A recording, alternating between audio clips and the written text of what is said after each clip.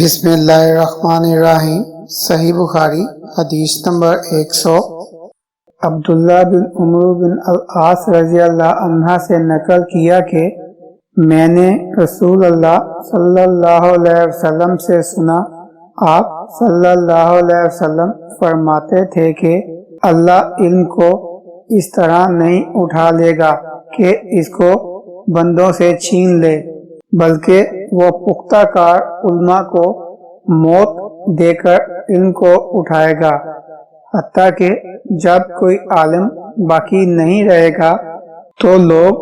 جاہلوں کو سردار بنا لیں گے، ان سے سوالات کیے جائیں گے، وہ بغیر علم کے جواب دیں گے، اس لیے خود بھی گمراہ ہوں گے اور لوگوں کو بھی گمراہ کریں گے۔ فربری نے کہا، ہم سے عباس نے بیان کیا، کہا ہم سے قتیبہ نے، کہا ہم سے جریر نے، انہوں نے ہشام سے مانند اس حدیث کے۔ اللهم صل على محمد وعلى آل محمد كما صليت على إبراهيم وعلى آل إبراهيم إنك حميد مجيد